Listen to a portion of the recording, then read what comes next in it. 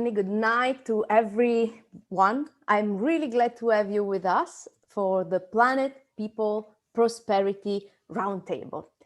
I'm very excited today because after a very long ordeal, a very long journey that we all have been experiencing everywhere in the world, actually, I think that today we can start really a conversation with many of the actors that during these months have been doing a lot. We have to build a new world. We have to build a thriving world for our future generations. So I think that our time is the time of complexity, and we all are facing new unprecedented conditions. And actually, what I think we need more than ever before, it's a new mindset, a new way of debating, a new way of connecting, new paradigms, and we need to build them together. So today, as you can see from the friends that we invited around the table with us, this virtual table with us, are all coming from different backgrounds.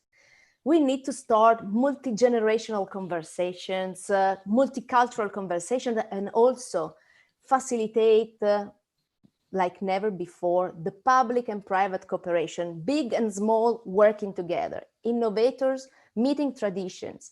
So I'm really glad to introduce you this amazing group of people that are going to be debating with us for the next 2 hours. I invite all the people following us on the different social media to share questions, to answer to our Menti that we're going to publish in the next minutes ahead. And also, I really would love to hear your voices through all the different social media. So today with me, we are going to have different representative from the business side. So it's going to start with me, Pier Luigi Sigismondi, president of Dole. Then we're going to talk about the big perspective from institution, the biggest institution in the world, focus on food, studying food, understanding the complexity of the entire food system and the different food systems.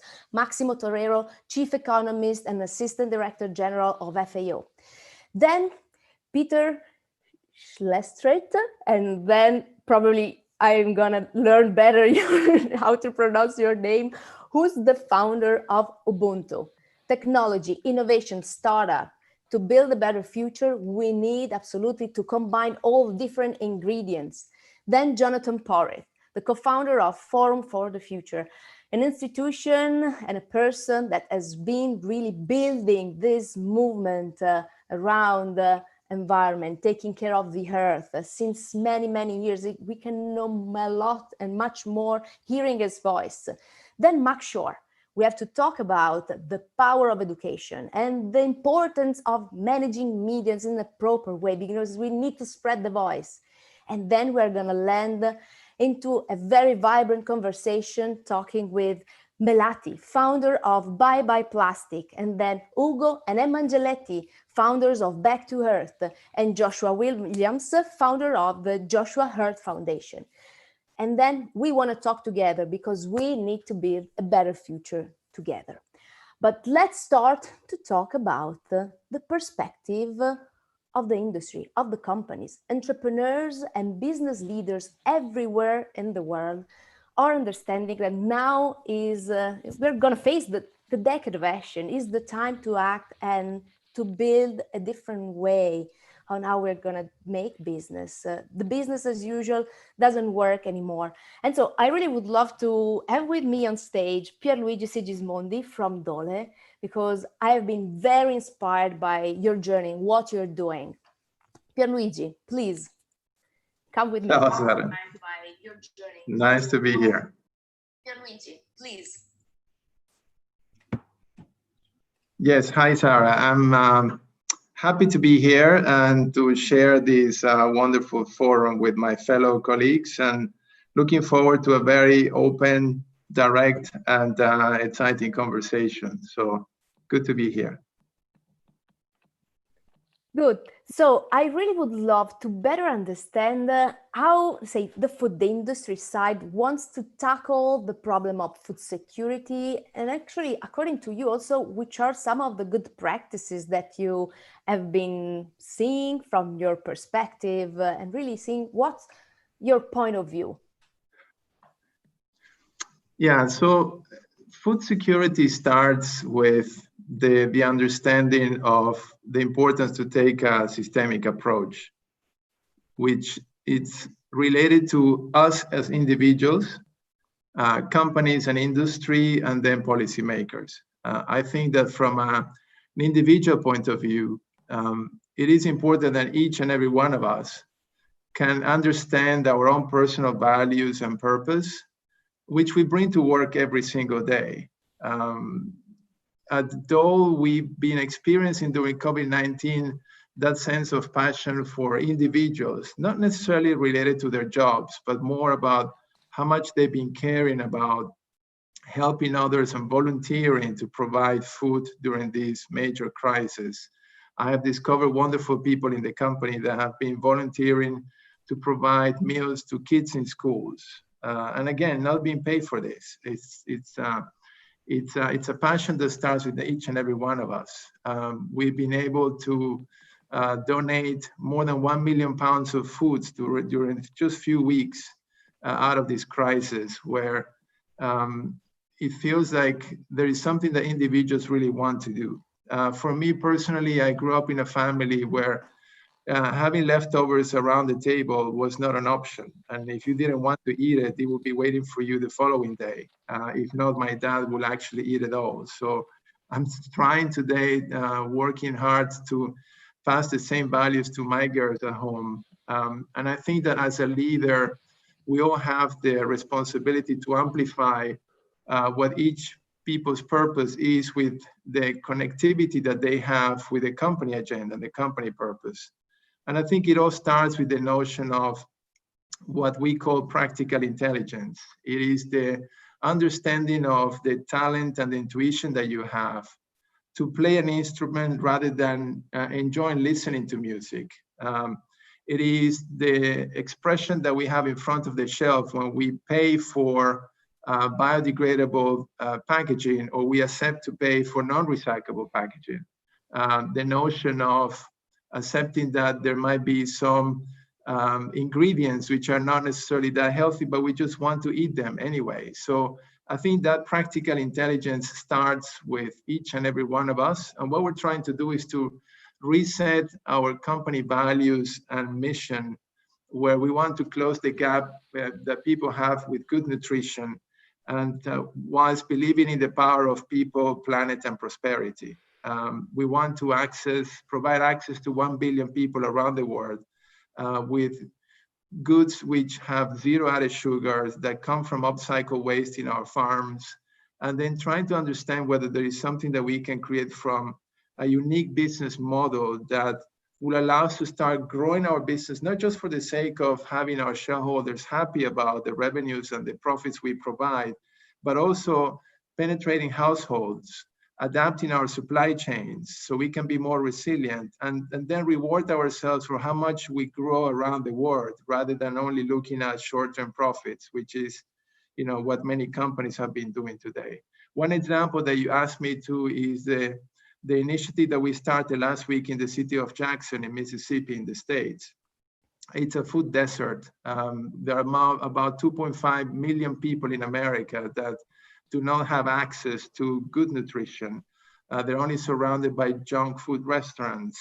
And sadly enough, this is a population that is the second in terms of obesity rates in America. So there is a paradox between not having access to good nutrition and at the same time having unhealthy levels, which are clearly very concerning. So as a company, we are creating a movement to bring industry players from our industry and others to have that notion of creating systemic change, which is, again, passionately volunteered and driven by our people. We don't have to push from the top. It is something that comes from within the organization. So from a policy making point of view, we're building a partnership with the mayor of the city, Mr. Lumumba, and then trying to access the grassroots of the city, and then start from schools with education, understanding distribution systems, making sure that that change happens in a way that is sustainable from a sustained impact point of view. We as humans sometimes are driven by incentives, sometimes are also moving away from punitive measures.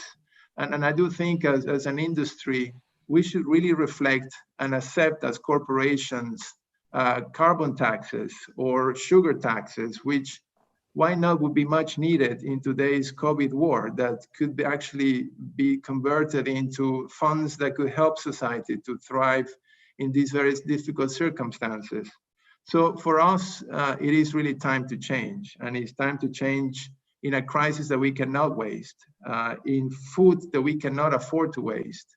And I think that if we live the values of people, planet, and prosperity by looking at ways to provide that access to food as the way in which we do our daily jobs, engaging our passionate people, hiring those that can see themselves with a mission as activists in today's world, passively or actively, but still committed to make this world a better world, as you said, I think we can drive for more food security in today's tough environment. So that's what we're trying to do. Thank you so much, Pierluigi. Actually, you have been saying many important keywords, and the challenge is huge. The challenge is huge and cannot be achieved alone, being a solo player. So I think that for sure, the situation we're facing is really making it really clear. And to create a more efficient and more sustainable food system, we really need to create a different kind of approach and have an holistic value chain approach. So I think that these months, overall, in the places that you have been mentioning, like food deserts, remote areas, developing countries, and so on, we have been seeing that this virus have been able to make things that generally are invisible, visible. We have been all seeing really how much the food system have been threatened. And so, of course, now I want to jump into the big picture of the food systems with Maximo Torero, because we need to make food accessible for all. We need to make this food safety for all. And I want to really understand how much we should invest to make it happen, and what we have to do to make it happen, which are the challenges and the obstacles to make it happen, because we need to make sure that food is going to be available and safe for all. So please, Maximo Torero, I really would love to hear your perspective. Thank you. Thank you so much for the invitation. Let me start by giving the photograph of where we are. So the photograph of where we are is that in the last year, until between 2018 and 2019, undernourishment has increased in 10 million people, and the last 5 years in 60 million people. That means that by 2030, without COVID, we will be in 840 million people undernourished. So we were not achieving SDG 2 for sure. Not only that, if we add COVID-19, the number can increase in 2020 between 87 and 132 million people more undernourished, which is a chronic issue. That means that we are going to be very far from the SDG 2. Now, if we add to that access to good food and to food all the times, we are around 2 billion people that cannot access to food, what we call severe and moderate food insecurity. And if we bring healthy diets, the concept of healthy diets, which basically is a step forward to energy sufficient diet, is a diet that has all the micronutrients plus has the diversity, then we have 3 billion people that today cannot access to a healthy diet. So 1/3 of the population in 2030. And finally, we are in an environment which is being pushed to its limits. So we have a problem, and it's a big problem. And that's why we believe we need to completely change the way we think on this. And this is not only a supply issue, it's also a demand issue, as it was mentioned by Luigi before. It's an issue of behavior. It's an issue of, on the supply, on the demand side of consumers understanding what they eat, why they need to eat what they eat, and how careful they have to be in what they eat. And for that, they need to know the elements of what they eat. So there is a lot of work that we need to do in terms of informing better consumers, but it's also a lot of work that we need to do in changing their behavior. Because if they not eat properly and they only eat energy sufficient diets, of course, they will end on overweight, obesity, and have non-communicable diseases, diabetes, heart problems, and so on. And those today are valued in around $1.3 trillion a year, so until 2030, which is enormous. On the other hand, if we look at the supply side, we still have significant amount of losses in the supply side. Only on the losses side, which is everything before the retailer and the consumer, we're talking of, with the new data that FAO has developed, we're talking of around 14% of losses, without excluding waste, which is from the retailer to the consumer, which could be a lot more. Still, there is not a final number. UNEP is working on the indicator, is the indicator for waste. But we are talking like more than 30% of the food is being lost or waste. And that's a big concern, no? Which combines supply issues, which combines technology of how we can store better, how we can make products more durable, but also combines an issue of consumer behavior. Now, can we do this transformation? Can we change things? And I think we can. I think there is a lot of opportunities and a lot of ways in which we can gain what we call efficiencies. Just to see and to understand and the result of COVID-19, what we observe with COVID-19, that the agricultural sector, despite of all the logistical problems, has been a resilient sector. We still have food everywhere. We still have food in all the supermarkets, despite there were lockdowns. Very few cases that really there was a scarcity, despite they had to close in developed countries meat processing plants and so on and so forth.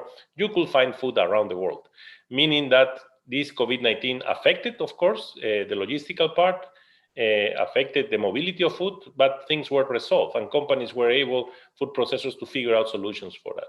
So it's a resilient sector. But what else we can do to improve? One, I think we need to put a lot of emphasis on providing what is needed to reduce losses. Losses are extremely important because it's not only the amount of food that is not used, which in most of the cases, the bigger size of losses, between more than 30% only on losses, is on fruits and vegetables. So we can reduce that by bringing better techniques and better technologies to farmers so that they can produce better.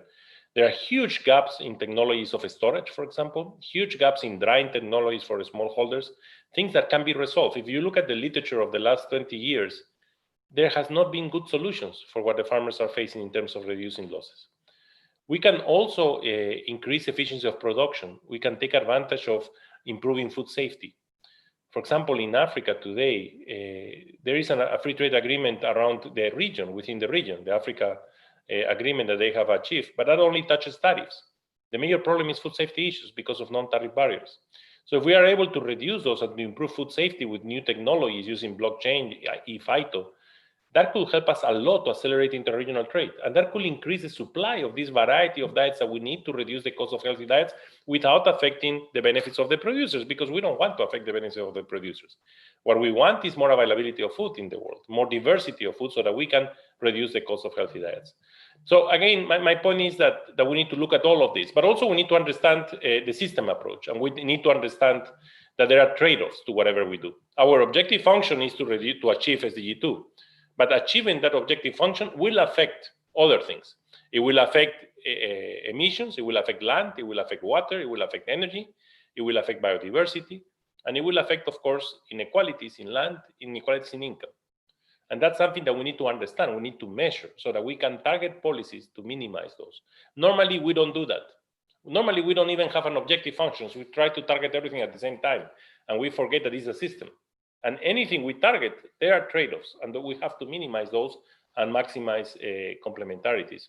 So I think that's the way to do. I think that there is a huge opportunity because of the huge amount of inefficiencies we have today. And I think the food system have shown that they can change, they can be flexible, they can adjust. So let's take advantage of that and make the change. Thank you. You're muted. I was saying thank you so much, Maximo. And of course, I see that both of you, Pierluigi and you, Maximo, you have been highlighting really the first dots that we need to start to connect. Of course, we're talking about the market, we're talking about policies, but I strongly believe that food plays a crucial role within the society, because food is sociality, is health, is inclusion, is nutrition, is connected to education, to culture, tradition, so as really many different touch points. And this is also the reason why I think that starting from food to really achieve the 17 SDGs can be a good starting point, because everyone can have access to this tool to make that change. So as I think that all the long-lasting innovations and also the future of food requires a cooperative effort, a collaborative effort. I really think that we need also to open innovation to innovators. The UN back in 2015, was launching something that I think has been game-changing, because the Sustainable Development Goals and the 17 SDGs have been really facilitating the work of many people, activists, scientists, entrepreneurs, innovators that were already playing in the field to make a world a better place. But the Sustainable Development Goals are key indicators and are really showing us what the pathway to follow. And so now I want to jump into the topic of innovation, because I think that we have one of the SDGs, that is the SDGs 17, that is Partnership for the Goals. And this opens to the topic of open innovation. And I would love to talk with Peter, that just launched an amazing platform, not just, but that launched an amazing platform that actually is really facilitating the access to innovations, patents, solutions that can help industries really to tackle the issues of sustainability, Ubuntu. So, Peter, I really would love to know what's the role of open innovation really to achieve the SDGs, and something more about your platform. Wonderful, and thanks for inviting me. It's great to be here with all of you. And a little bit about Ubuntu and a little bit about myself also. I used to be with in the food and beverage industry for 20 years with Coca-Cola, actually, in big parts of the world, in Africa, Southeast Asia, US, and Europe. And at a certain point in time, decided to pursue calling instead of a career. And part of that was because we saw a big opportunity for large organizations that have amazing goals on environmental goals and amazing goals on the pursuit of SDGs. They don't necessarily have good access to innovations. And at the same time, we're living in an amazing era of the fourth industrial revolution, where we have a groundswell of innovators all around the world working on solutions, environmental solutions, social solutions, and what have you not. A lot of the focus in the last decades have been on technology and digital innovation. But I think the most powerful one is the one that combines digital innovation with physical and biological innovation. And that's what we wanted to do. We wanted to say, well, you know what? We're going to link large organizations to innovators and a groundswell of innovators and activists around the world, and vice versa. Because those activists don't necessarily have the scale and access to scale. So we want to link those who have the scale to those who have the innovation. And so initially, the platform was launched in March of last year with a focus on plastic pollution. We extended very quickly into food and food waste also. And as Maximo was saying, more than 30% of the food is wasted. So if you think about the farmers produce today, actually they could fulfill the needs of about 10 billion people. So we've been very focused on food waste. And in many ways, as they say, cutting food waste is a delicious way of saving money, you know, and helping to feed the world and also protecting the planet. The food in many ways is a connective tissue of the UN SDGs, because It affects fresh water. Approximately 70% of the fresh water use is linked to food. Approximately half of land use is related to food, and more than a quarter of the carbon emissions. So that's why we were very focused on food waste. So we've been mapping out more than 2,500 innovations and solutions around the world, and this is still counting. Actually, every week we have a couple of more that we have on the platform, and it's actually quite amazing what you see. It's incredible what you see in terms of types of innovations. So let me give you a couple of examples. Some innovators are trying to replicate photosynthesis and are able to convert CO2 into sugar. So CO2 into glucose, which then converts into sucrose. Quite amazing. We're in contact with a company and a startup from the University of Los Andes in Colombia that is able to freeze products at 3 degrees Celsius or 39 degrees Fahrenheit. And so think about the supply chain opportunities of that. It's quite amazing because you can save a lot of energy by sending products around the world at low temperature without energy consumption, right? So we're seeing a lot of opportunities in intelligent packaging. So some technologies are able to extend shelf life, or you have, for example, dynamic expiry date codes that are measuring acidity, for example, of milk in the packaging. So you don't necessarily say upfront what is the shelf life. You can actually do that online and real time. And so we've been seeing a lot of these technologies, a lot of new business models around the world. Having said this, most of those are very early stage. And if you think about the last couple of decades, especially when you're dealing with with physical innovation, most often, and we talk to more than 250 innovators around the world, most often they say, well, it takes about 10 years to prove a technology and 10 years to scale. And that is unacceptable, right? So we're thinking, how can we go from a 10-10 principle to 1-1 principle? In other words, can we prove the technology in 1 year? And can we start scaling in 1 year, right? So, and that is really the way we think about Ubuntu, and think about the collaborations between innovators and the groundswell of innovators, and then large corporations, large organizations. The large organizations have the scale. They don't necessarily have the best access to breakthrough through innovation. And can we actually combine the two? And can we use the scale of these large organizations like FAO and Pier Luigi's organizations to boost the best and potentially most powerful innovations around the world, and make a difference in that kind of way? So that's really the way we look at Ubuntu in this whole ecosystem. Thank you so much. And thank you so much also for mentioning again the topic of food waste. And I want to take advantage of this meeting also to remind that for the first time, FAO and the United Nations are going to celebrate the UN World Day of Awareness against food waste and loss on September 29th. So Maximo, Torero have been launching this just a few days ago, and I think it's interesting really to join forces and create awareness around that, because everyone can take a step really talking about food loss and waste.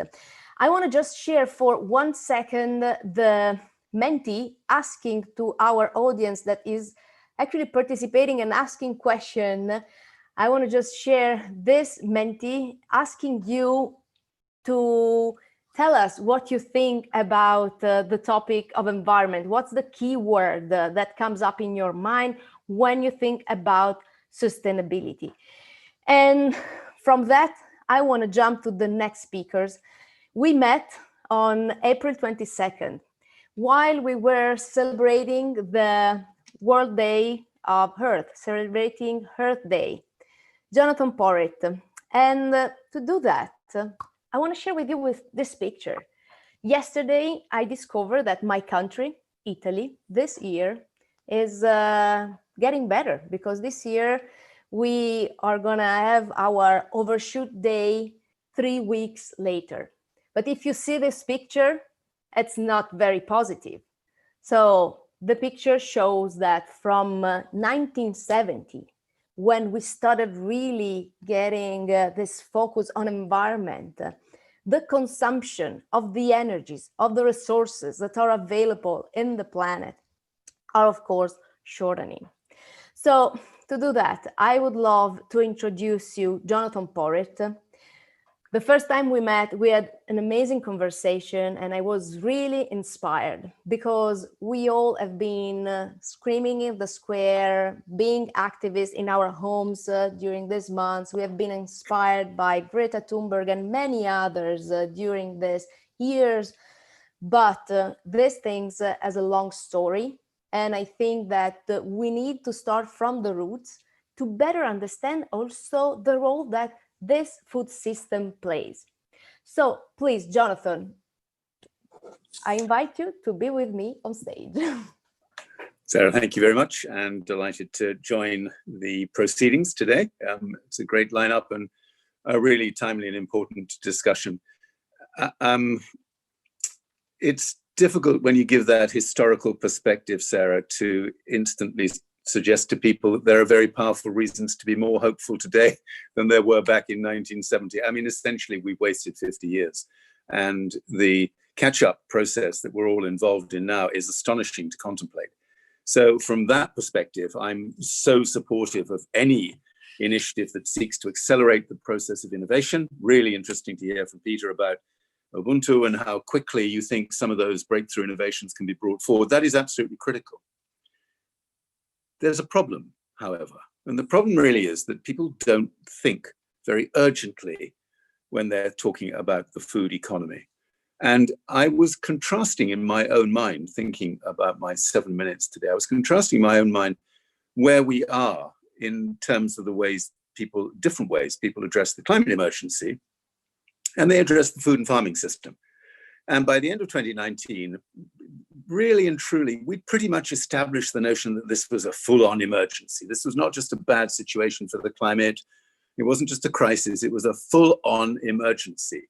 And if you actually look at the various websites, as you know, more and more countries and organizations and municipalities have signed climate emergency documents of one kind or another, which is obviously very encouraging.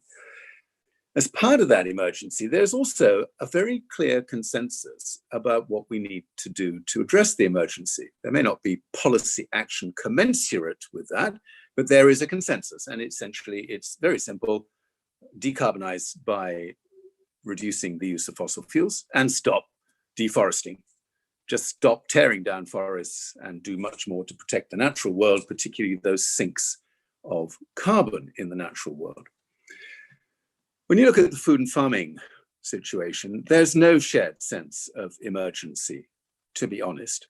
You still hear an awful lot of people talking about incremental change, which is paradoxical because it actually takes far longer to bring about change in the food and farming system than it does in energy systems. We are having a revolutionary transformation going on in our electricity and our power generation systems right now. So within a decade, we will see huge volumes of fossil fuel generation taken offline and massive quantities, volumes of renewable electricity brought online. And the scale of it is staggering. Most people don't really understand that this is a revolution. This is not a small incremental process going on. This is a terawatt revolution unfolding in front of our eyes.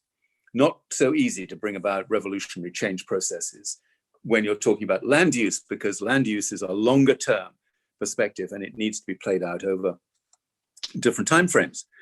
So I was sort of thinking to myself, okay, well, what are the, when you ask people, you might want to do this in your next question, Sarah, when you ask people, what is there a consensus around what we should do to transform in an accelerated way the food and farming system?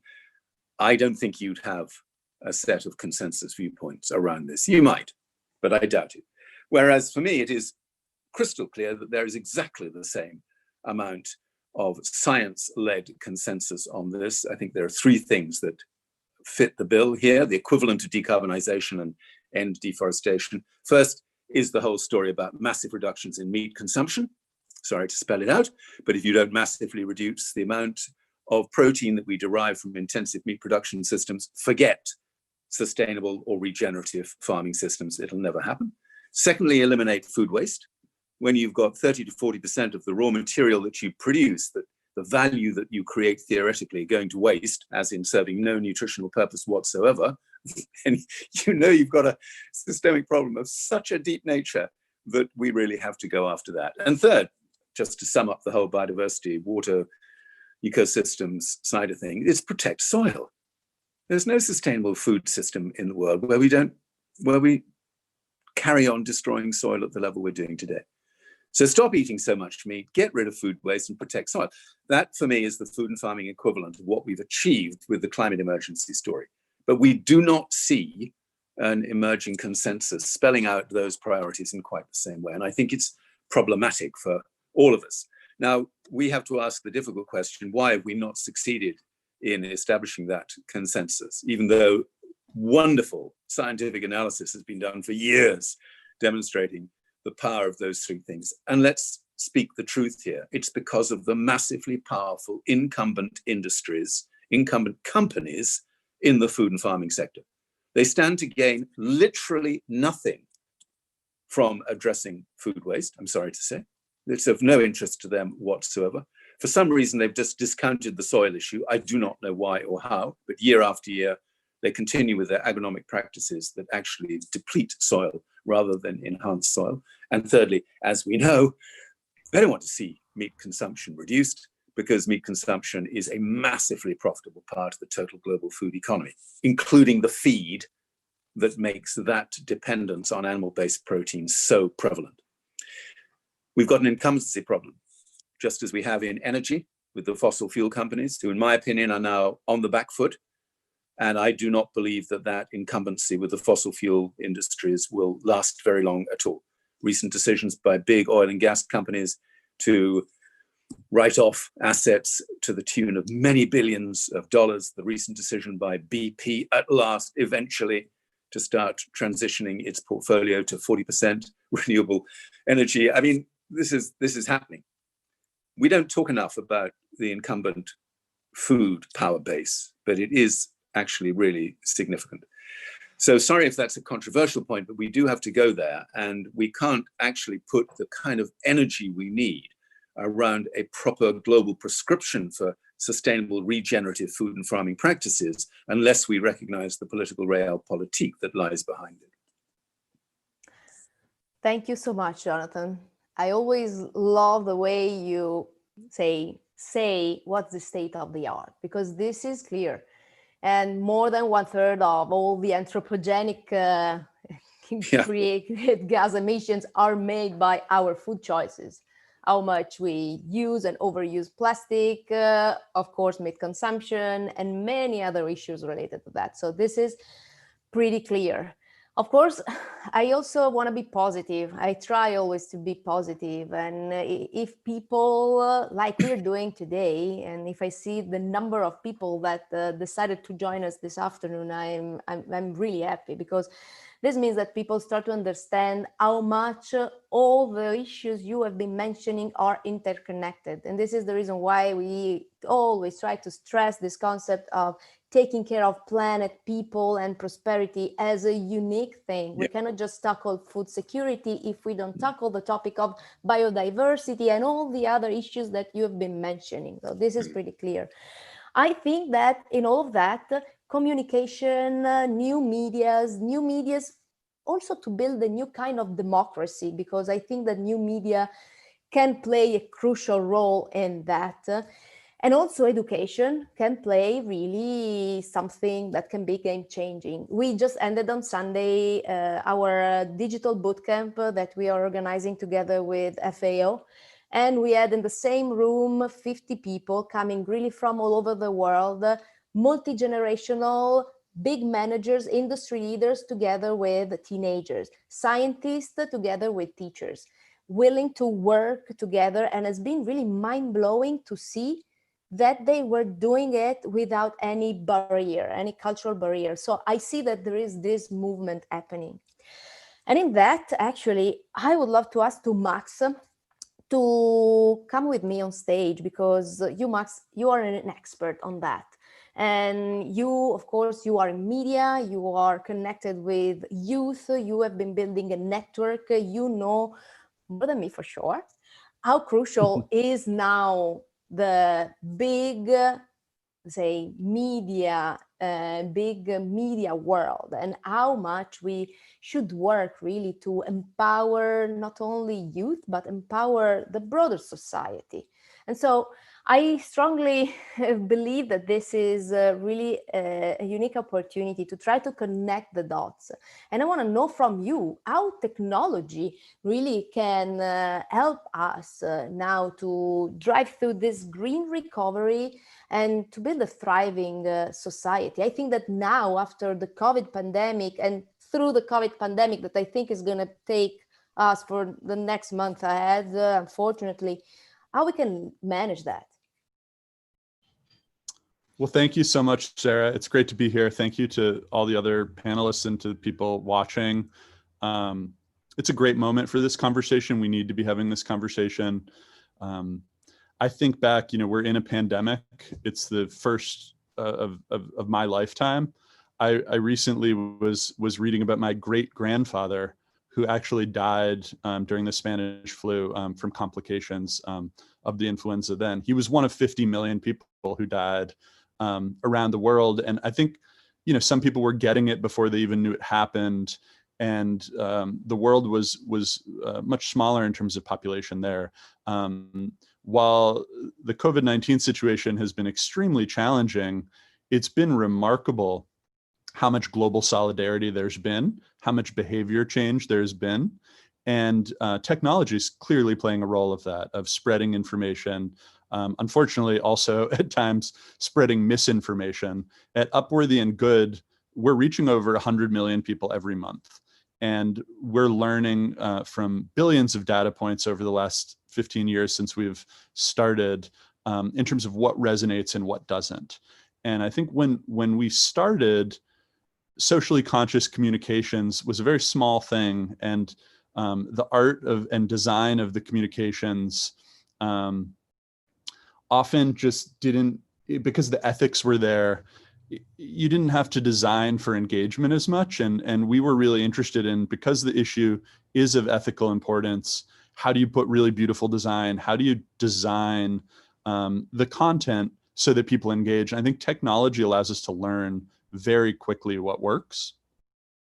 In 2015, we had the opportunity, we talked to some friends of ours at the United Nations and other experts in the field, and we learned that there wasn't a public engagement campaign when the Paris Climate Summit was happening. And so we developed something called Earth to Paris, and it ended up being the public engagement campaign of the Paris Climate Agreement, and broke a lot of records for the United Nations, got participation from the business community, the NGO community, and technology made so much of that happen. We were able to create a pop-up coalition and really drive to action very quickly. So technology and media are coming together. It's a huge opportunity. And I think what we're seeing is, from last fall, when the UN General Assembly convened, and youth and people of all ages were rising up all around the world, to now COVID-19 and how much attention that has taken, how much behavior change has happened as a result of it, to the racial injustice issues in America that have spread around the world and are also kind of raising attention. I think now the challenge that's upon us, I think the speakers before have spoken so articulately about why this issue is of utter importance and we must act quickly. The question is, can we do collective behavior change before it's as visceral as it is in the case of this pandemic? Can we be proactive in this behavior change? And I believe we can. And I think the step that Pier Luigi mentioned with the Dole promise and what we've heard from our other speakers is really creating a framework of global collaboration. And I think the youth, I know Pier Luigi spoke about his daughters. I have a really young daughter, 15 months old. But when we started Good and Upworthy, we were in our early 20s. And I think that energy of youth is so important. And now they're armed with technology and we can create a true collaboration. And so, we're really excited about Malati, Josh, Ugo and Emma and the work they're doing. We're really excited to feature them on the platform of Upworthy and amplify this project. But technology can play a huge role. Thank you so much. I'm really inspired by what they're doing. I was deep diving into their website. I feel really inspired, not only because they are able to talk to everyone, but also because they are doers. They are makers. They are making things happen. And this is, I think, is one of the most interesting things that we see happening everywhere in the world.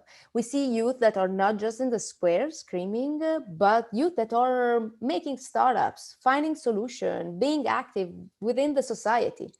And so thank you so much, Max, actually, for involving them today with us.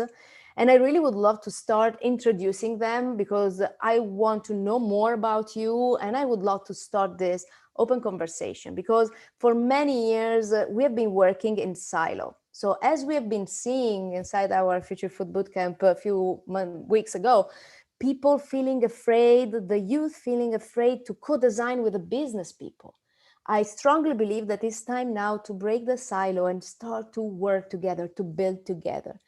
So let's start this conversation, this second part, really introducing our four guests. We want to know something about your projects and then jump into the debate. I want to start from Melati, the founder of Bye Bye Plastic. Bye Bye Plastic, for sure, is following some of the many words and keywords that the previous speakers have been sharing with us. Hello, hello, everybody. Good evening from here in Bali, Indonesia, where I am calling in tonight. I don't know if you can see, I've got a lamp positioned and whatnot, but I'm super pumped and excited to be joining in, especially because those of you watching have probably heard lots of things. Many speakers bring in the young generation, and ta-da, here we are. I'm excited to be joining the other three speakers for tonight, really to represent the generation that I'm a part of. Sara, the picture that you painted of really having this collaborative global action, this is a narrative that I've been working towards since I was 12 years old. Growing up here on the island of Bali, I've grown up with such a face-to-face problem of plastic pollution.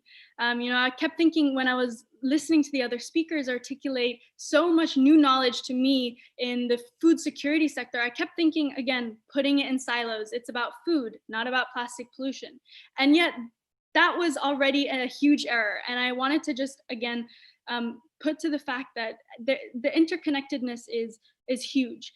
The next time you go to the supermarket, when you pick something off of the shelf, understand the packaging that it's, the food, the packaging around the food. That plastic pollution, single use oftentimes, especially here in Indonesia, it's ending up in places that it shouldn't. So growing up here on the island of Bali, at 12 years old, together with my sister when we were 10, we started our first mission saying bye-bye to plastic bags.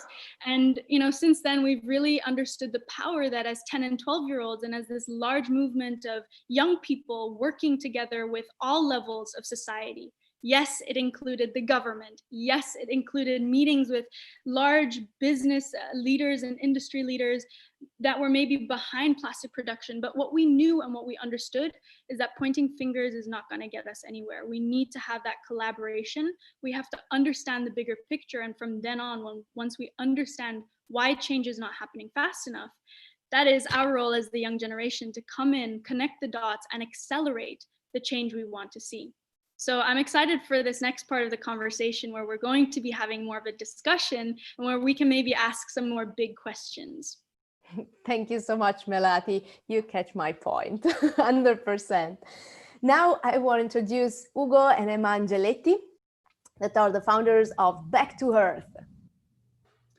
Hi, everyone. Hi, everyone. So my name is Ugo Angeletti, and I'm I am the president. I am the president and the co-founder of Back to Earth, and so really, my role is is to ensure that so my team and I, so my team and I,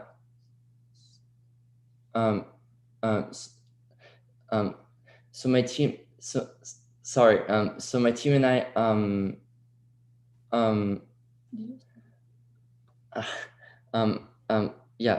so my team and I stay on track of our mission, and really, our mission is to inspire a generation to adopt a lifestyle where where pretty much composting is integrated integrated as part of something that they do on a daily basis. And I'm his sister, Emma Angeletti. I'm the co-founder and the director of programs of Back to Earth. And I mean, kind of what I do is I lead all like the programs, and I make sure that they we kind of cater each program to specific audiences, especially our education programs, so we can teach a young audience and an older audience, and also our composting program. And so basically, just a quick overview, Back to Earth started, my brother was taking a class, he's taking AP Environmental Science, and he was charged with basically determining the percentages of people's trash. So, I mean, obviously he didn't like go through people's trash, but he asked our neighbors to kind of separate the components of their trash. And he found that at least 40% of everybody's trash consisted of food waste. And that was the at least done number. So, which is already huge. I mean, that's almost half. And so from there, he kind of shared that information with us being me and my little sisters. And we did some research about, what that meant and what we could do. And the numbers after the research that we did, the numbers were quite they were very shocking, especially when we were younger and we were kind of not ignorant, but more unaware about what was going on. And so that education really shed light on this issue. And we knew that we wanted to get involved in the environmental movement, but we knew we wanted to do it in a very unique way. And that's why we researched, and we found that composting was that very unique pathway that we could take, because even though it's so easy and so inexpensive, very few people know about it, and many misconceptions exist about it, throughout. So so we started Back to Earth. It was very small at first. We had a pickup service where we picked up people's food waste and we would compost it for them. And then eventually, as it grew, we started this compost station network where we have stations set up all around in different neighborhoods of Miami, where we're based, and actually beyond now, but where people can just drop off their food waste anytime they want, and we compost it all, and then use that compost for our slogan, which is grow gardens, not landfills. That's great. From waste to value and back to earth. So thank you so much. And also we heard a lot about food waste and before. So this is a huge topic, and every home can do something. Now, our last but not least, Joshua Williams. Please, I would love you to introduce your project. You were super young when you started, 5 years old. So you have a long story. Yes. So first of all, I'd like to thank you for having me and as well as other youth leaders in this. It's really important to have that intergenerational conversation about these problems. So I just wanted to thank you for having us all on that. And also shout out to Miami, because I know Ugo and Emma are also from there. So shout out to the change makers in Miami. But I started Josh's Heart when I was 4.5, 5 years old to I saw a need in my community of homelessness and hunger. And I saw the connection between hunger and poverty. And at that time, it was a much more of a passion. And it's not that it isn't now, but it was very instinctive that I wanted to help others. And it was a large part of who I was in terms of empathy and just giving back. And as I got older, I wanted to develop more. We founded the 501c3 Joshua's Heart, and we started to give out food in a more organized manner. And over time, in the past 15 years, I'm 19 now, we've given about 2.2 million pounds of food and we've raised over $1.5 million, which has been given back directly to our community in terms of direct impact through mobile distributions, through our food pantry, and other various projects that we have. And we're very focused on educating our next generation of change makers and leaders, because I've seen firsthand is that the kids that we work with and the adults that we work with are the people who are really making a change. And I'm really appreciative on another part is that the biggest change that we've seen is when we work with kids, businesses, large businesses, and the government, whether local or state or federal. That's when we see the biggest change. And to see us have this conversation with business leaders, with other NGOs, et cetera, is really, really important. And I'm really happy to be a part of it. Thank you so much. Thank you so much. Now I think we have some amazing ingredients to play with. I always try to see things as a cooking session. So being a chef, you need to have the best ingredients to come up with the best dish ever. So I think it's time to start the conversation. And I really would love to know, what's the first thing we need to do? Which are the obstacles we need to remove? How we can facilitate this connection between business, diplomats, industries, innovators, scientists, academics, youth, families to start this move. And I invite you to jump in the fishbowl, because this is going to be a fishbowl, and I invite you to raise your hand and start a conversation.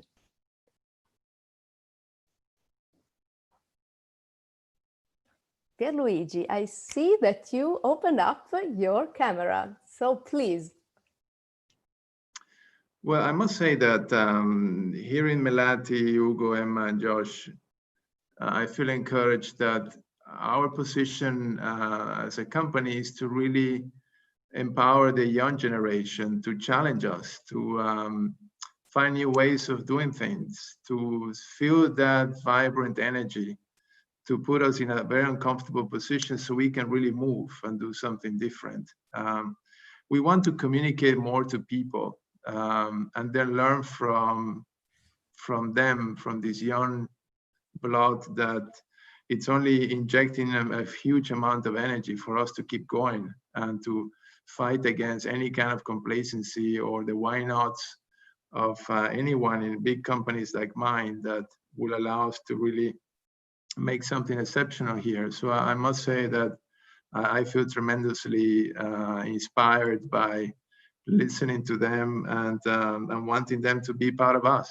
So how can we create that global collaboration? How can we engage with Peter in Ubuntu to create these systemic platforms to bring everyone together, and then just focus on one single thing? I mean, Melati's mission to eliminate plastic bags in Bali, it sounds simple, but it's so transformational. And if we would just pick up few of those and then own them as if it is our own life that is at stake, I think we would do something truly amazing for this world. So I must say, it's great to be here. Can I jump in there? Yeah, of course. Amazing, because Pier, you said something that I really wanted to jump on. Because saying no to plastic bags when we were 10 and 12 years old, we had absolutely no idea the spider web we were entering ourselves in. There's definitely, a lot of steps and a lot of collaboration needed. But, talking about one of Dole's promises on eliminating, fossil fuel-based packaging by 2025, that is something that I get really excited about, because a promise is there, the intention is there, the willingness of a large corporation is there. How are you ensuring that transparency on steps and progress is shown back to the public, and how young people can play a role in accelerating that and holding you accountable? What sort of processes or techniques are you having in place for that? So first of all, we commit to report every single year our progress in that specific promise. And we will be very open to accept in events like this to discuss and disclose the kind of progress we're making. So as it is of today, we are testing in a very advanced level alternative materials from plastics that can truly be deployed in many of our fruit bowls and in many of our cups that we use today around the world. It's something that I feel very encouraged about, because it's based out of pulp materials. And as a second generation, we will end up also using agricultural fibers to create these containers that allows us to move away from fossil fuel plastics 100%. So I feel like almost when you did it a few years ago, where you said, oh, I don't know where we're jumping into, but it's the right thing to do. And we don't have all the answers. If you ask me, how are you going to do that in bottles? I don't know today, to be honest. I hear that Diageo has done it for whiskey bottles, and others, like in the beer industry, are doing the same. I am encouraged on one side to see technology development, on the other side, us deploying a lot of our people, our hours, and our partners to get us going into the biggest category that we own today, which is these plastic cups. And I truly believe that by middle of next year, we will end up launching something truly unique that will create a new benchmark in the industry out there. So we just have to feel like we're just jumping in, and then the momentum will be built. And the amount of companies that are reaching out to us, whether it's on ingredients, whether it's on fluids that allows even plastics to be biodegradable, new technologies which I didn't know that exist, is something that we will keep exploring more and more. We're going to put a Sunshine for All investment fund to ask companies to come to us, even if they're early stage, as Peter said before, and they have a proof of concept that is in place. We will want to test them in our supply chain and then get us going. And that's the commitment we have today. For sure, by 2025, we will be much advanced. Whether it will be 100% or not, I cannot guarantee that, because it all depends on how the technology evolves, but we're building funds. There's been a 2-day workshop today in the company to generate significant cost savings that will allow us to afford the incremental cost that these new materials may have, so we can move faster than anyone else. And that's our commitment today. If I may jump into the, and by the way, apologies for the background, but I'm actually on vacation. I'm calling in from some kind of a lodge, so I don't have the fancy backgrounds of you all. I think what is very, very important to understand is that we used to think of sustainability as something we have to do for governmental reasons and for pressure from governmental groups and consumers and what have you not. But if you think about the big opportunities to differentiate your business, to create growth and green growth, it's actually quite amazing. The business case for sustainability has been well established over the last 5 years especially. And it's not anymore about having to do so. And so you give sustainability in the hands of public relations. And because they have to handle government relationships and what have you, you give it in the hands of the marketing folks, the R&D folks, innovation. You think about the possibilities of the future and future growth. And I think that's very exciting. So if you, and I've worked for more than 20 years in a big company, and if you have the honesty and humility to say, you know what, we don't know what we don't know. And let's give a chance to young people, young innovators, entrepreneurs, at least give them a chance. That's the only thing they're asking for. Give me a chance to prototype with you. Give me a chance to at least have the project together with you, so I can prove to you that we can scale this. I think, and then I do want to come back to what Jonathon also was saying, that it's not just a lack of, it's not just humility, I think, and it's also wanting to go away from the incumbent business models, right?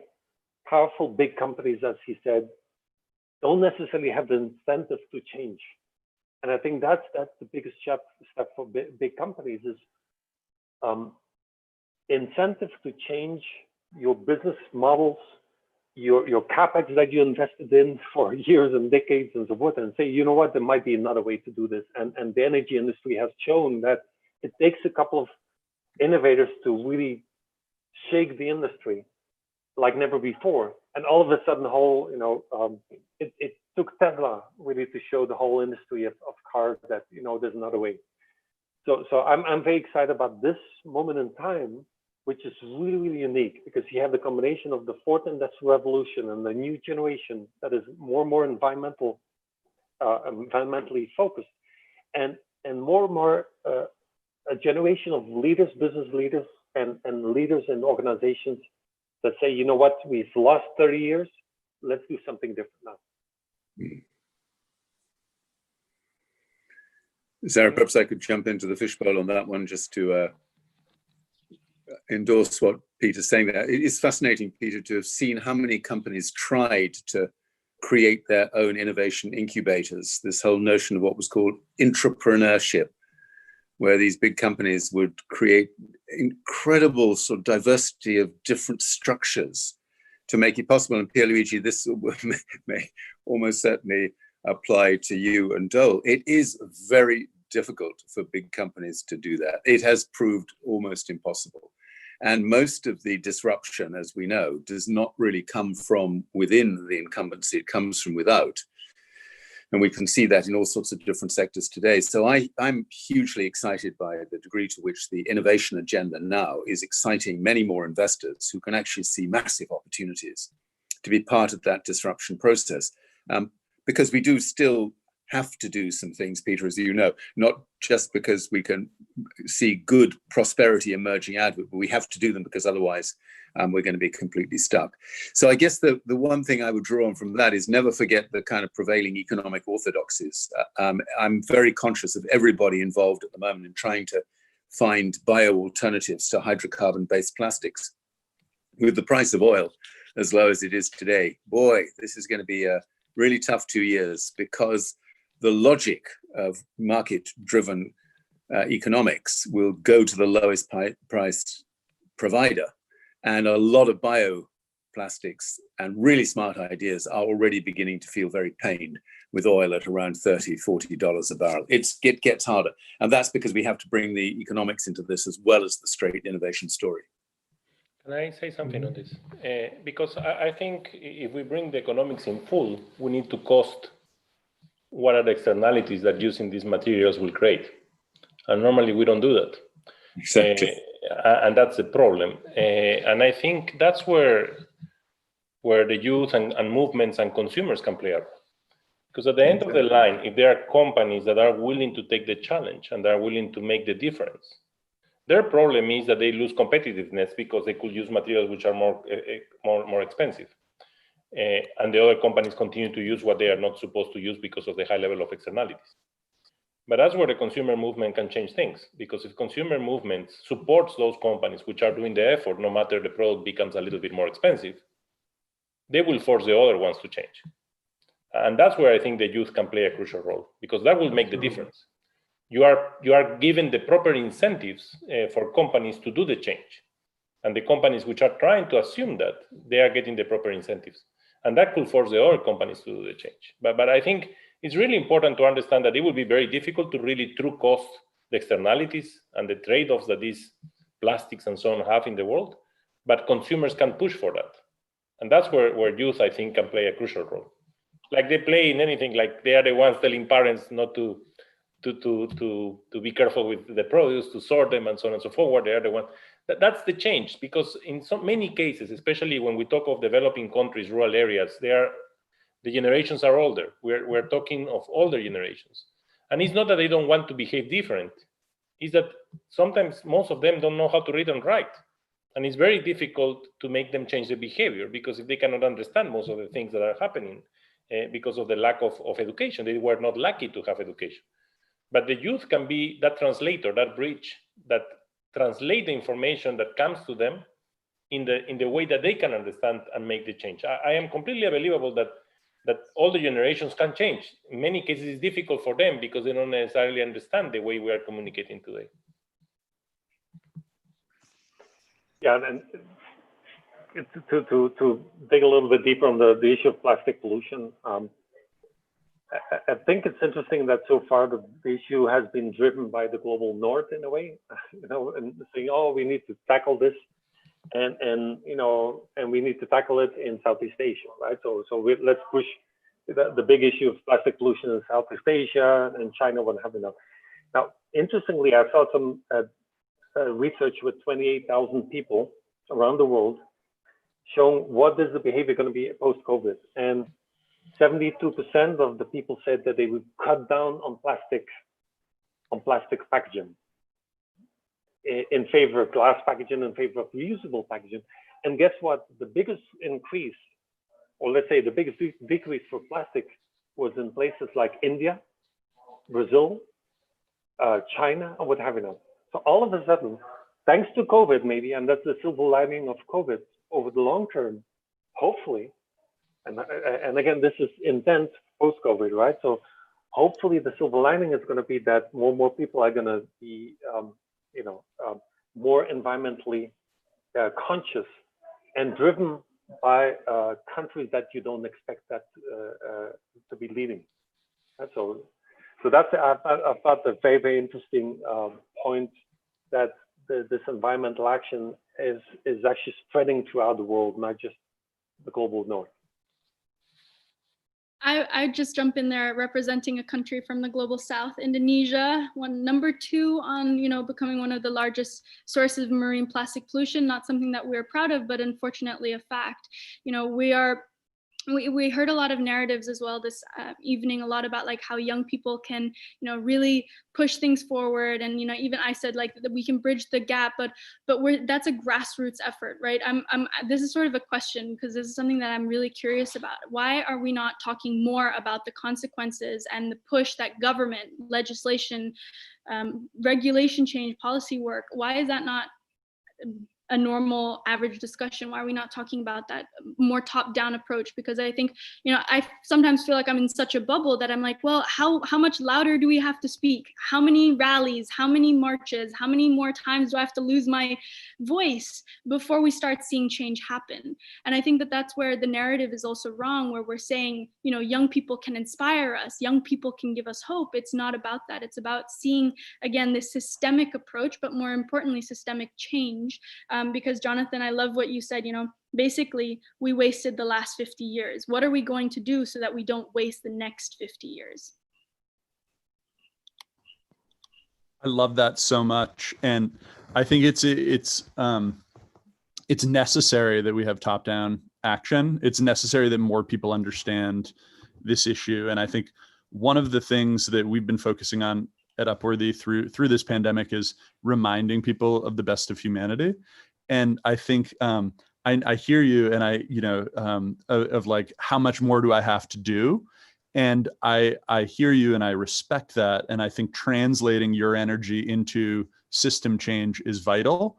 But I also just want to share how much your message and your example inspires, and how necessary that is for the system change.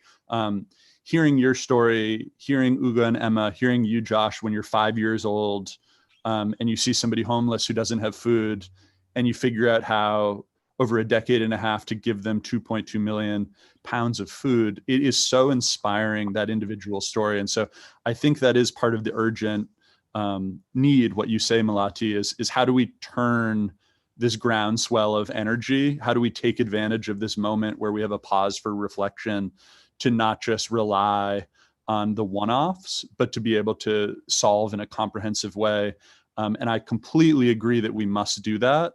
but I just want to also encourage you, because I think what we've found through Upworthy is that the power of a single story of one person with their conviction and their action can really inspire so many more people. And I'd want to toss it to Josh, and I want to hear how you remember that feeling of when you were 5 years old and you wanted to help your neighbors, because I think we heard earlier, you know, a third of the world's population is food insecure, and about a third of our food is wasted. And so there is a real way that we can solve it, but maybe we need to tap into the wisdom of your heart and what you knew as a 5-year-old. And I'd just love to kind of hear from you how you recall that. Yeah, so I'll answer that question, and then I'll also drag on to something else. But it was very instinctual, and I think it comes from a path of sympathy and empathy as well, is just understand as humans, we relate to each other that way, and seeing the pain that we put on each other caused me to want to make a change. And I think that's possibly, you know, the case for, you know, Ugo, Emma, and Melody, is that we see a problem and we can see the impact that it has on other people, or just on the world as well. And we see how that's going to affect our kids, maybe the future generations, how it's affecting us right now. And for me, I tried to spread that message to other kids, and I have, is taking that torch, that flame that was in me, and putting to other people, showing them, giving them experiences to make a change. But I agree with Melody completely, is that there's a struggle in creating actual systematic change, even though, for example, I'm doing it a lot more on boots, on the ground, is actually doing that direct impact, doing the direct service, is actually giving food to people who need it in the short term. And the long-term solution to this is not necessarily what I'm doing. The long-term solution is working with governments, creating economic change, creating policies that actually reduce poverty, hunger, and in terms of plastic usage, the same thing. And it's a struggle in sometimes relating that to the older generations, or the people who are technically in power right now, or have that ability to make the change. So I think it's a hard question. And again, that's what the forum is for, is to ask these questions, and transferring that impact, that knowledge, or that feelings that we have in our generation to the older generation is hard and key. And I think, for example, Upworthy does a great job of actually helping us spread that message and getting that to the right people. But I think that's how I would view it. Yeah. I say something. So to Josh and Melati. So I fully agree. This is not this is not only your responsibility at all. This is the responsibility of everybody. When I brought these numbers at the beginning, is because the problem is so big that we all have to play a role here. That's the only way this is going to change. And this has to be governments, policymakers, and so on.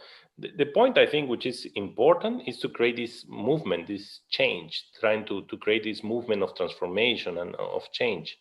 We cannot accept the situation that we are living today. It's unacceptable. It's terrible. It's terrible for especially for us, the older generations, which are the creators of the mess that we have today.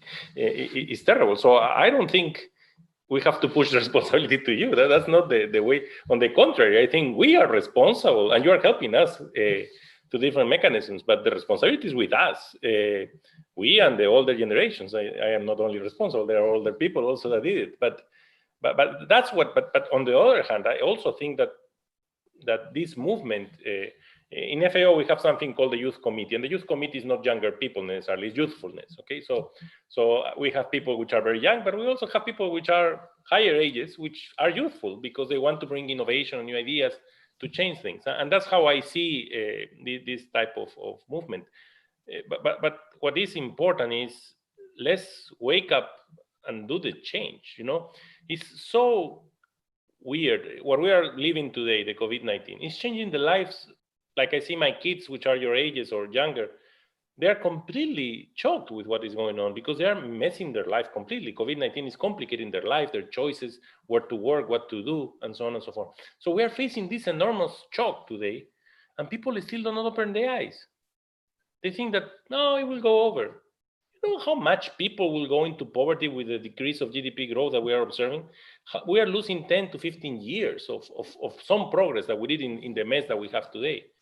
The situation we're living in is terrible, but despite that, we are not reacting, and we are not creating this movement. Hey, let's now change this once and for all and do things differently. So that's where I see the role of you and the role of us. But of course, governments have to play a role. But governments will react to movements. Governments will react to pressure. because they are politicians at the end of the line. And the same with companies. You know, if companies see, look what happened in Chile with the labeling.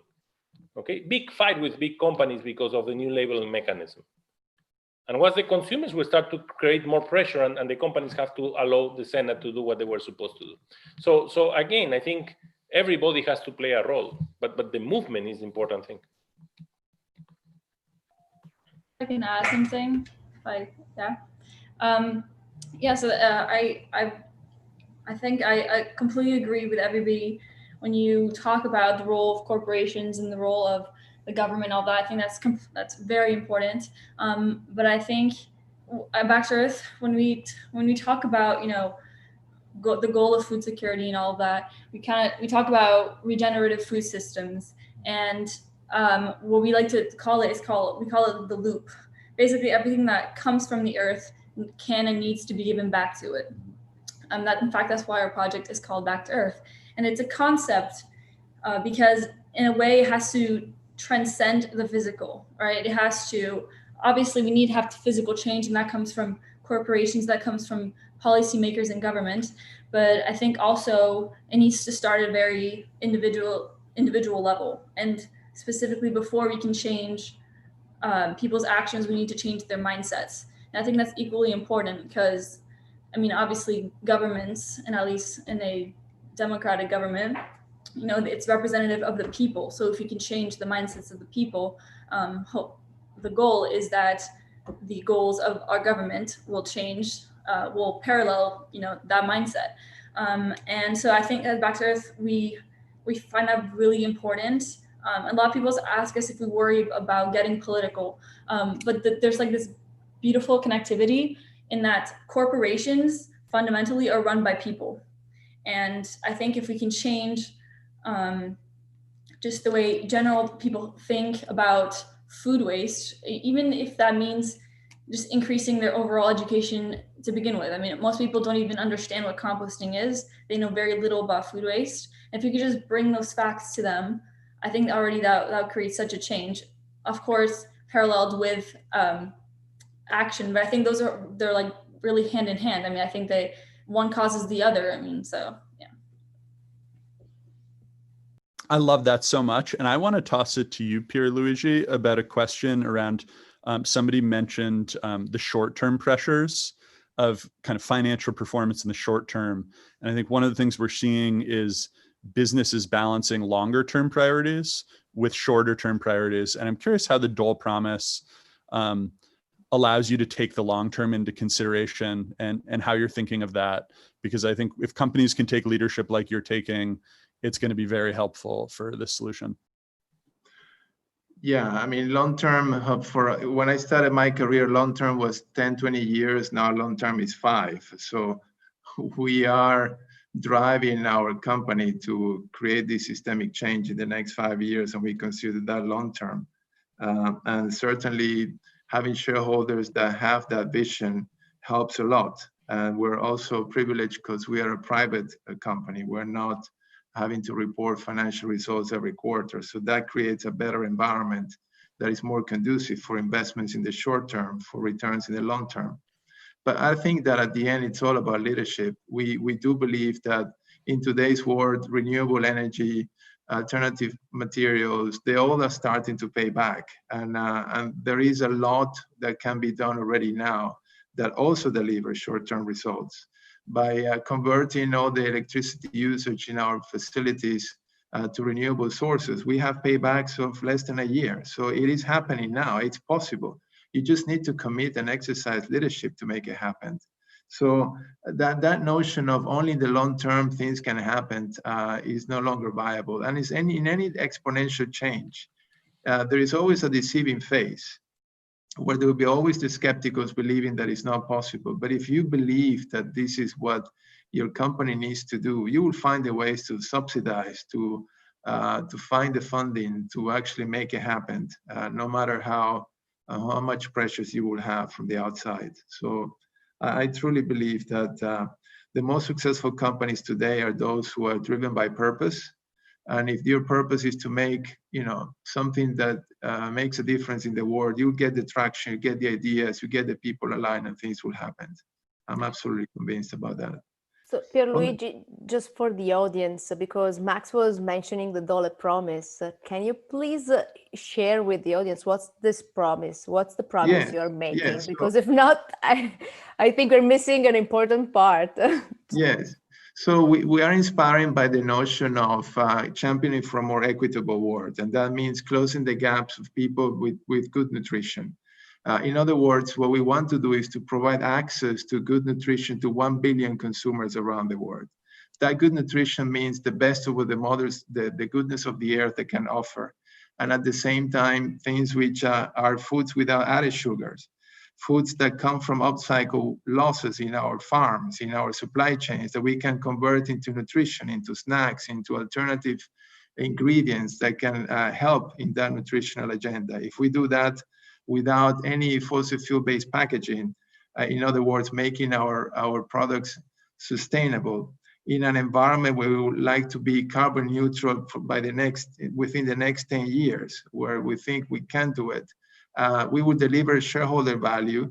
We will increase our company value by 50% at least in the next 5 years. And with that, we will be able to invest and deliver more nutrition to more consumers around the world. So it is that connectivity between what is good for the buyer, what is good for the seller, and what is good for society, which is the Sampo Yoshi principle that has inspired us to do this. That is a 200 years old philosophy that came from Japan. So it is a connectivity between all these elements: more nutrition, better nutrition, with less food losses, and sustainable packaging, with carbon neutral supply chains, delivering value for our stakeholders and shareholders that allows us to keep growing our business for the long term. And that's the promise, is the connectivity between people, planet, and prosperity. It is the polarity that you need along all these elements. The musicians that are offering these new technologies, which is us, the audience that is civil society that will buy our products with purpose, and the policymakers and the municipalities and the infrastructures that will be provided by governments that will allow these to happen. So it is that promise that we're making to the world. Thank you. Actually, we've been very inspired by your promise. And the title of this meeting today, of course, have been inspiring that, as well as the cake of the SDGs, that is creating a set of priority. That is actually what we follow also within our institute. So it's pretty interesting to see that the change can happen if you have business people that are leading business in a different way. Yes. Yeah, and I want to keep encouraging Melati to not stop in putting that pressure in companies, in the civil society, because you need to have that push, that audience that will reward you from making these investments. In consumer goods, you can only be successful with growth, and companies grow with consumer choices. So being loud and being clear, setting out an expectation about what is what you expect from companies will create that audience for the musicians to play the greatest music. And with civil society, the platforms which are happening now with startups, governments supporting industries, we can make this change happen. I'm only concerned about the lack of time we have. I just read the other day in BBC that maybe we'll cross the 1.5 degrees within 2024, and that will start the irreversible trend that will be more catastrophic than what COVID-19 is today. But we as humans don't see that threat happening. I know every minute there is a big trunk of garbage loading plastics in the oceans. And even if we hear that all the time, how many times can we just accept to buy a plastic bottle of water or a soft drink that is in a plastic bottle, just because we humans tend to think about our immediate benefit? And I think it is that awareness that we need to create with Melati and Emma and Joshua, because that is what will create that, what I said at the beginning, that practical intelligence for us to really commit, more than just being aware that it's time to change.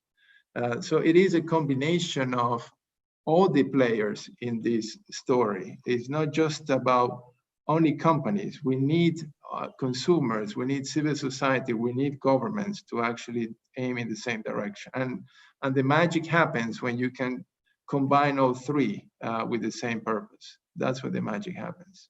I remember being in the past in a major project to reduce the aerosols cans by 25%, the size, but consumers didn't buy it because they didn't believe it was good value for money, and the project failed, even though it was less aluminum, less compressed gases inside, and it didn't fly. Why? Because the market didn't pull for it. So we need consumers to believe in this, and if that happens, we will be rewarded as companies and also as policymakers as well. Thank you so much. I want to take some more minutes. Let's go on for at least more 15 minutes, if you agree. And I know that Jonathon and Melati wanted to talk. I saw your mic like turning on. I kept on muting because I was just going to say and point out that don't worry, we're not going anywhere. I think Joshua, Ugo, and Emma and I will be here. And the entire point of also saying yes to speaking on a panel, agreeing to do this collaboration was also just because I think that there needs to be a narrative where there are more bridges, more dots everywhere, and everybody's on the same page. We have to, as you said, just get started. And that involves a lot of different communities, a lot of different levels. So yeah, I just wanted to let you know, don't worry, we're staying. Great.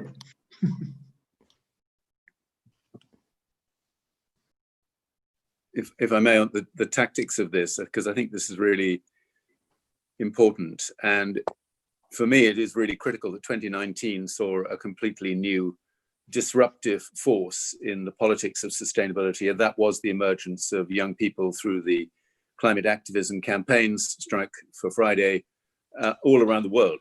And by the end of 2019, it is worth remembering that more than 7 million young people were protesting, campaigning on the streets of one city or another somewhere in the world at any one time. And that grew within the course of just over 1 year, as you know. It's really important to remember that, because sometimes people who've been campaigning around these things for a very, very long time just give you a world-weary look and say, oh my God, you don't really think you're going to be able to make a difference, do you? Well, the truth is that the young climate activist movement has already made a massive difference. And in many European countries, it is the presence of young people that has actually helped make that happen. The trouble is, of course, right now, COVID-19 has pretty much brought a halt to that climate campaigning. And it's just one of those things. There's not much anybody can do about it. And I've been working a lot with some of these young people's organizations. The truth is, as soon as we can pick up on the momentum of that, we need to get back to that, because there is a very clear story going on here. Politicians find it harder to ignore, patronize, or lie to young people than they do to old people. I don't know why, but they do. And I've seen it time after time. They kind of go weak at the knees when they suddenly think to themselves, oh my God, I am now being confronted by someone who is probably the age of one of my children, and they're telling me that I'm screwing up the world irretrievably as a consequence of my policies today. And something happens, and I have seen that more and more and more. So for me, it's really important that your agency, young people's agency, in all of these different issues is amplified in whatever way that we actually can. If I can add to that, I think it's very important to make the issues personal. Make it personal and not big. Because all these people in the organization, in companies, have kids too. Have brothers and sisters. When we talk to the European Commission, well, you know what? They have kids too. They want a better world also. And when you talk about food, when you talk about the issue of plastic pollution, whenever we talk to a company that, and we do, to companies that are responsible for a big portion of this,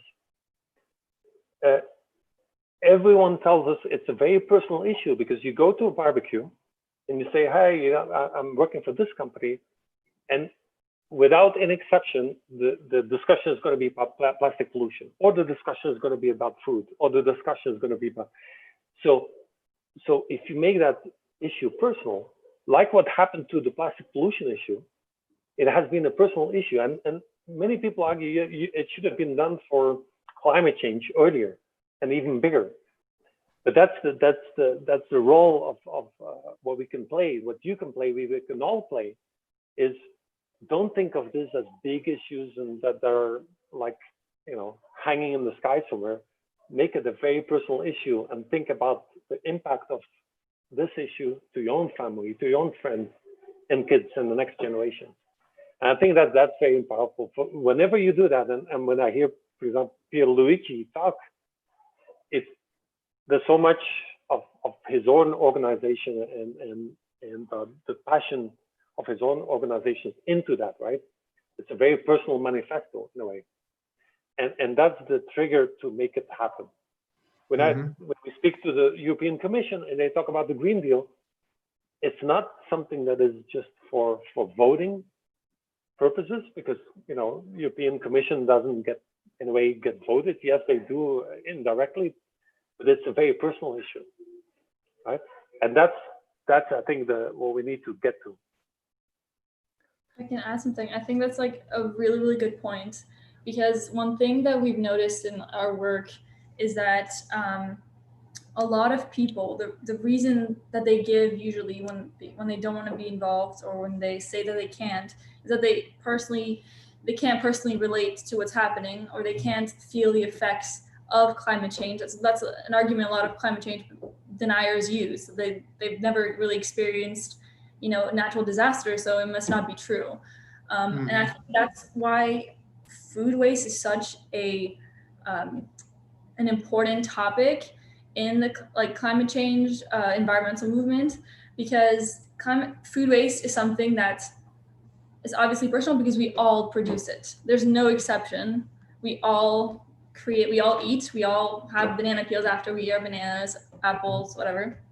So I think that's like a really good point, because if you can show people, I think that's why food waste is such a good kind of vehicle which we can use to show people that this is personal and that they need to actually take a stand on it. And I think that's kind of why it's so important. So that was just a really good point I want to point out.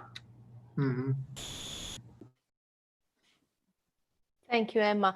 And I want to ask something also to Maximo, because I think that the next year we're going to finally have one unique event and global gathering when we are going to have the big picture of the complexity of the system. For the first time, we're going to have a food system summit.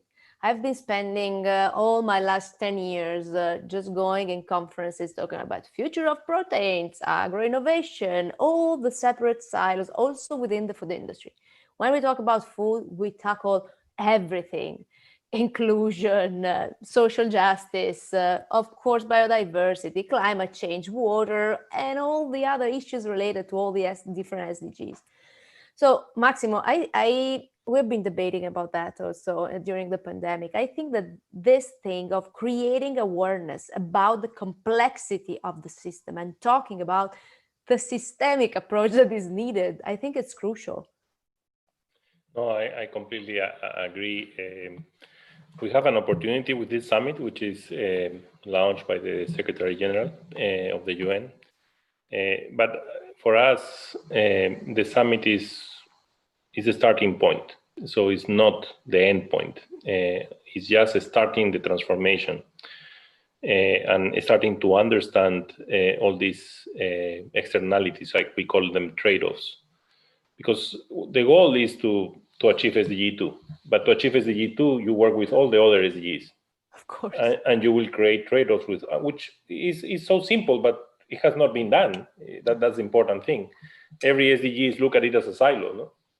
And we don't see interrelationships within SDGs. So the change that we're trying to work on the summit is trying to understand what are the sides of those trade-offs in different dimensions: emissions, water, soil, land, biodiversity, inequality, which is a huge problem.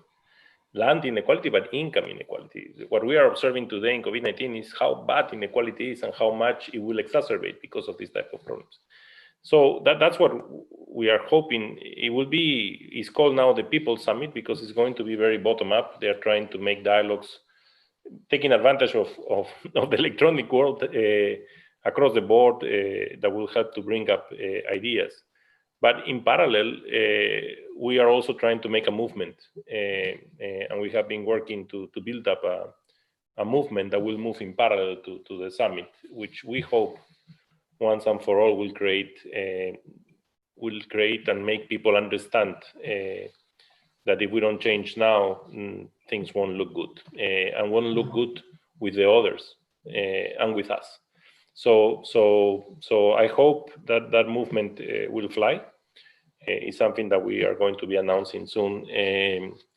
But I am really hopeful that it will create a big difference, because we are going through such bad times, such struggles, conflict, bombs here, blowing up, fertilizers, and so on and so forth. We need to bring happiness to the people. We need to work differently and do things and create a change. Also smiling. No? We need more smiles in the world, and I think that's the importance of the movement also. But Sarah, can I follow up with Maximo and ask a perhaps slightly difficult question, Maximo, because there was a time when FAO brought out one of the most important reports on the long shadow of livestock farming, a report that then got pretty much buried, if I can use a tendentious word, for all sorts of different reasons. The difficulty about not speaking truth to parts of the industry is that everybody goes on thinking we can just optimize the really dysfunctional bits of the food and farming system. You cannot optimize mass global factory farming. There is no optimization. And so my question to you is the FAO actually going to speak truth unto those bits of the powerful industry that FAO sometimes speaks for? I don't know. I have 1 year and a half in FAO, and to what competes to me, I have been speaking truth all the time, and nobody has come to my office to tell me you shouldn't do it. I don't know why. I don't know why ambassadors don't want to tell me don't do something, but I can tell you truthfully that in the 1.5 years I have here, and I have done very, very difficult things, I have not seen anybody knocking my door telling me you cannot do that. Okay, so is my blame if we are not bringing up more evidence outside? Is my mistake if we are not doing it? If you look the last SOFI, State of Food Insecurity and Nutrition in the World, we were very blunt on what we are saying. Yeah. We're going against many people that are looking to some things, and we are even bringing public data showing indicators that nobody wanted to show before, how things are increasing substantially in certain countries. And yes, I get calls from ambassadors complaining. We work with them, we talk to them, we offer them capacity, we offer them how to fix. But I am going to bring as much truth as I can, no matter what. I don't care, honestly. I don't have any. Look, if I leave, if there is a problem, I don't have any problem on that sense. So okay. So I hope I hope, and my team is really committed, and I hope we can do that. That's why I'm saying, for me, the summit is just a meeting. For me, what is important is the transformation and the movement, and that will take more than 1 year. And that's where I am in, and we are trying to do as much as we can. Thank you. Thank you. And I asked to Francesco to share through the social media also the report that you were mentioning, because I think that report is pretty helpful to better understand really the state of the food and nutrition in the world. So thank you, Jonathon, for asking, because we need to make this you know me. clear. And thank you, Maximo, for sharing. If I could jump in, I just think we have such a great opportunity right now to take this action. And I think, I was 24, 25 when we started Good. And it was really a dream, and we were reaching like a couple hundred people and then a couple thousand people. And what we've found is actually that this type of story and this type of content is the dominant story of now. We heard, talking about last year, how youth kind of rose to the attention. Now with this issue of COVID, it's and so how do we emerge from this with the purpose-led leadership? And what I love about this conversation is I can feel the purpose from all the different sectors represented. And I think when we first started Good, Howard Schultz, from Starbucks came to our office, and he had left his CEO job and they'd become too big and faceless, and they were kind of hated and they were struggling. And he said, I'm going back in as CEO. I want your help. And for over a decade, we helped them bring purpose into their business, and their market cap grew by $80 billion over that decade. And what was amazing to see is how the employees became more inspired. The customers loved the brand more. They did better in the media. And that purpose became very contagious all throughout. And I think what the Dole Promise is doing is it's igniting a kind of purpose revolution in this food space of, we all know that every single human being needs good nutrition. Josh knew that when he was 5. I think every human being knows that. And so he's creating a Dole Promise where they organize around that. I think this food summit, that's the People Summit from the bottom up, what a great moment as a starting point or as a milestone for bringing together all of this purpose. But we've, on the one hand, been so encouraged by, what we've seen at Upworthy. And I think at the same time, we know that this isn't just going to happen itself. We all need to step into this promise. But I'm so excited to be here, and we're committed to pushing forward, because right now actions speak a lot louder than words, and actions are what earn respect, and actions are what matter. And I think everybody here on this call is committed to those actions. We just need to stay on it, be really clear, take the actions, and follow through. Thank you so much, Max. I think you Thanks, made Max.